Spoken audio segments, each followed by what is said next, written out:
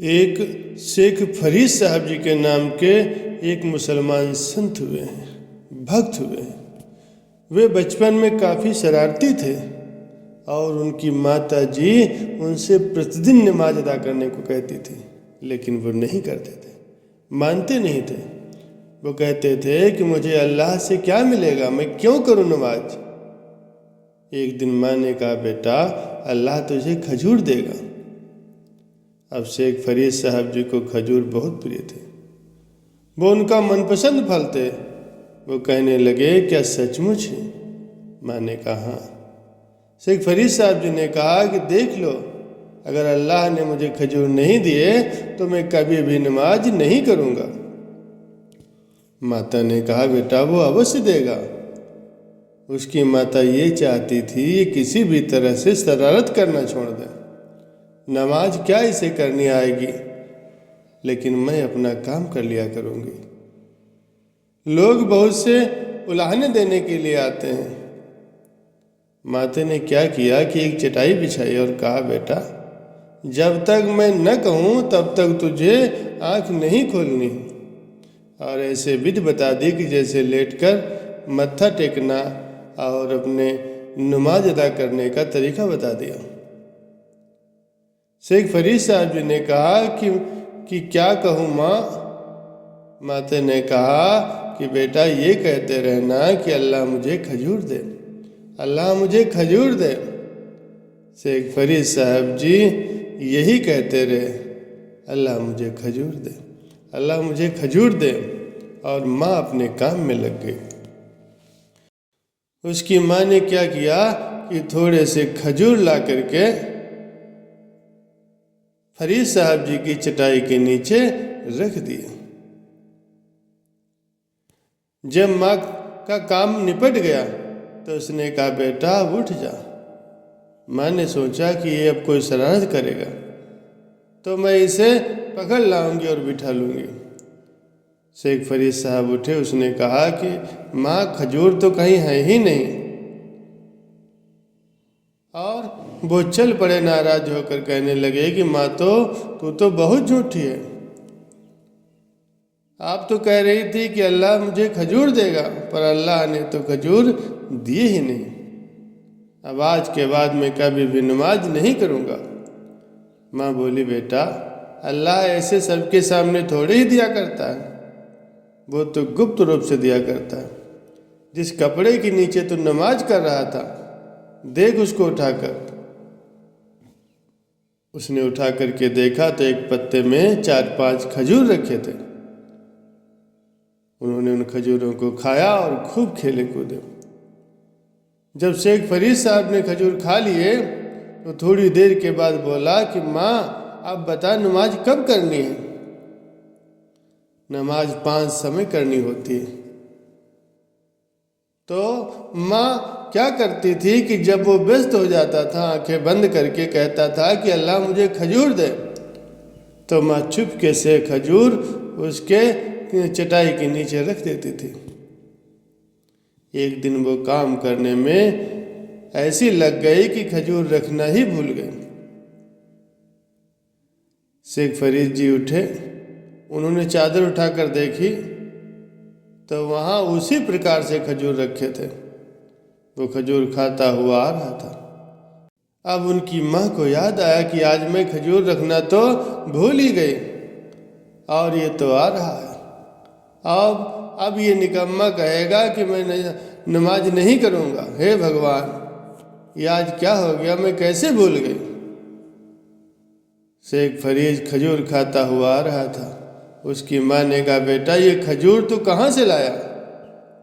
शेख फरीद बोले, अरे माँ अल्लाह तो रोज ही देता है। माँ ने सोचा ये निकम्मा आप ही कहीं से लाया होगा। उसने कहा, सच बता तू कहाँ से लाया है?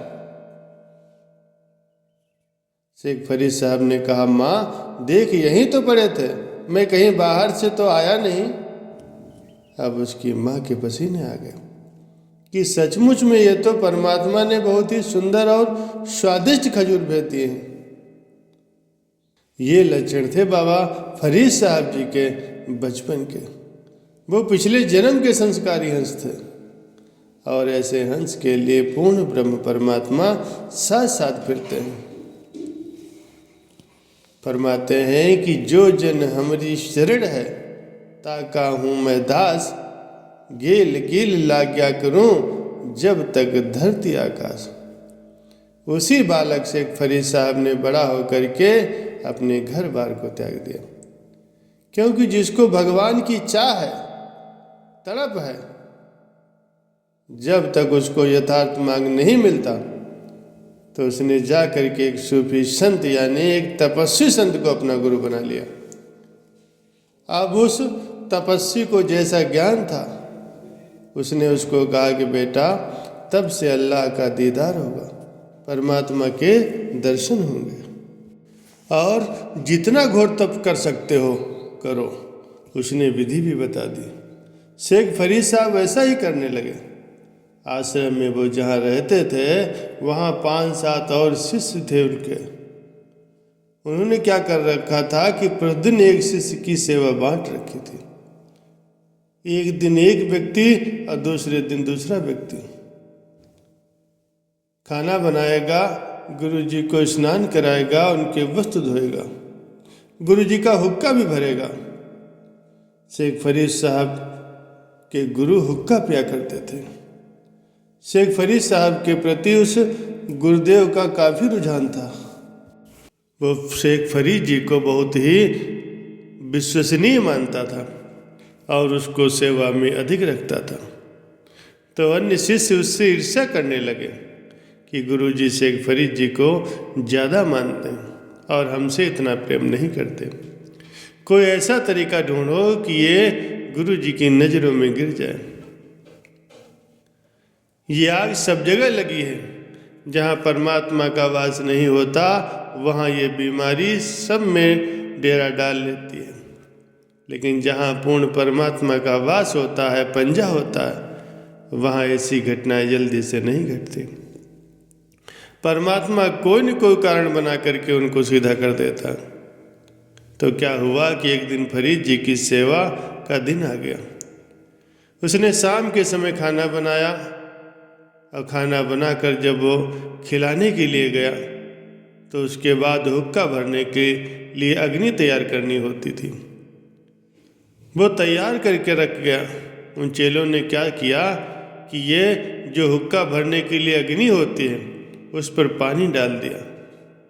उसका गुरु इतना क्रोधी था कि खाना खाते ही 10 मिनट के अंदर उसको हुक्का चाहिए था।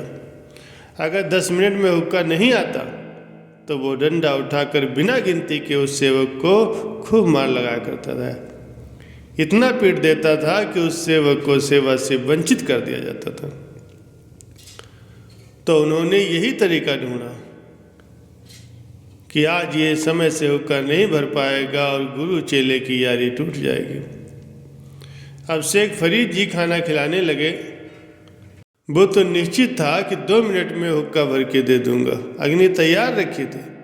उसने गुरु को खाना खिलाया, फिर बर्तन रखाया और धीरे से आकर के ज्यों ही वो अग्नि के पास पहुंचा जहाँ चिलम रखी थी, उसने देखा कि आग बुझ गई। उन दिनों वर्षा के दिन थे। उसने सोचा कि गीली लकड़ी थी, बुझ गई होगी। वहाँ से आधा किलोमीटर की दूरी पर एक गांव था। अब उसने आन देखा ताव, हाथ में चिलम ले ली, तम्बाकू डाल लिया और दौड़ पड़ा। वहां देखा कि एक घर से धुआं उठ रहा था। भाग कर उसमें घुस गया और बोला कि माई अग्नि दे दे, अग्नि दे दे। अब वो माई खुद दुखी हो रही थी, फूंक मारे जा रही थी और आग जल नहीं रही थी। धुआं उठ रहा था, आंखों से पानी आ रहा था। वो गुस्से में आकर के बोली, क्यों सिर पर चढ़ता है? आग फूटे है आग में, तो आग फुड़वा ले तब आग मिलेगी, ऐसे ही नहीं मिल सकती आग। शेख फरीद जी ने कहा, माई क्या आग फोड़ने से आग मिल जाएगी? माई ने कहा हाँ, तो आग फुड़वा ले तब मिलेगी आग। वो उसकी तरफ देख नहीं रही थी और फूंक मार मार कर आग को जलाने की कोशिश कर रहे थे। शेख फरीद जी ने क्या किया कि चिमटा देकर के आँख में जोर से मारा और आँख निकाल दी। वो ये सोच रहा था कि यदि गुरुजी आज रुष्ट हो गए तो तेरी सारी कमाई बेकार चली जाएगी। उसने आँख निकाल के कहा कि ले माई, आँख ले ले और मुझे आग दे दे। अब माई ने देखा कि उसने तो सचमुच ही आँख निकाल कर दे दी। वो डर गई। उसने सुना था कि जिसका ये शिष्य है वो साधु बड़ा सिद्ध पुरुष है, उसके वचन सिद्ध होते हैं। वो डर गए और बोले, महाराज ये लो आग। अब शेख फरीद जी ने उस फूटी आँख के ऊपर कपड़ा बांध लिया और फटाफट भाग करके आश्रम पहुंचा। अब गुरु जी ने पहली आवाज़ लगाई थी कि भाई शेख फरीद हुक्का ले आ बेटा। वो भी उसने सुन ली दूर से। अगर दूसरे तीसरे पर वो न पहुंचता, गुरु जी के हाथ में डंडा होता। वो भागा आ रहा था, आँख निकाल रखी थी, पीड़ा से नहीं हो रही थी। जब दूसरी बार आग लगाई तो भी वो दूर था। जब तीसरी बार आवाज़ लगाई कि शेख फरीद कहाँ मर गया तो शेख फरीद जी बोला, आ गया गुरु जी, आ गया गुरु जी। वो पहुंच गया। गुरु जी बोले, क्या हो गया था बेटा? शेख फरीद जी बोले, गुरु जी वर्षा के दिन है, आग नहीं बनी, यह नगरी से लाकर आपके लिए आग लाया हूँ। गुरु जी बोले, अच्छा बेटा, तेरी आँख को क्या हो गया? शेख फरीद जी बोले, बस जी आपकी दया है जी, कुछ नहीं हुआ। भागता आ रहा था कि एक झाड़ी लग गई और खरोंच से आ गई, इसलिए बांध ली। गुरु जी बोले, अच्छा बेटा कोई दवाई लगा ले।